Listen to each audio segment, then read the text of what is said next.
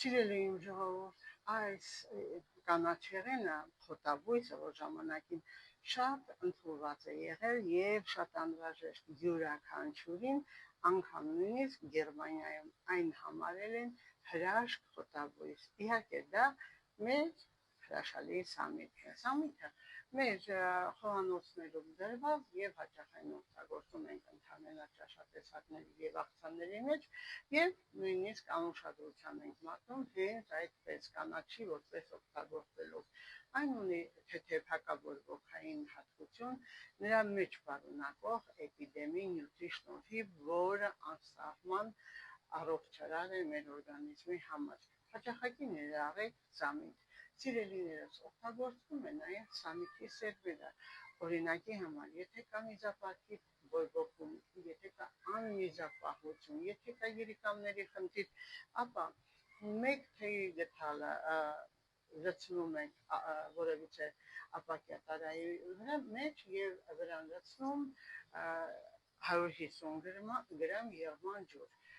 Լցնելուց հետո անպայման կափարիչով փակում ենք, որպեսզի իր հրաշալի հատկանիշները դուրս չգա եւ օգտագործում անընդհատ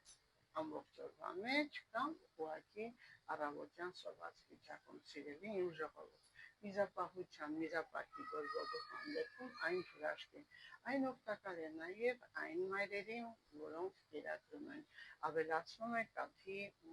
քանակը օրգանիզմում։ Եվ ասեմ ձեզ նաև, այն նաև տալիս են երեխաներին, եթե կա խնդիր, եթե կա բորբոքում, եթե կա իհարկե սնունդ օգտագործելուց հետո թուխվածություն կամ գազեր։ Հրաշալի է այս խոտաբույսը։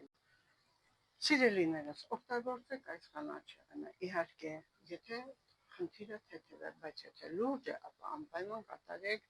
սոնոգրաֆիա, որովայնի եւ բժիշկների հսկողությամբ կարողանում եք իմանալ ինչ վիճակում է ձեր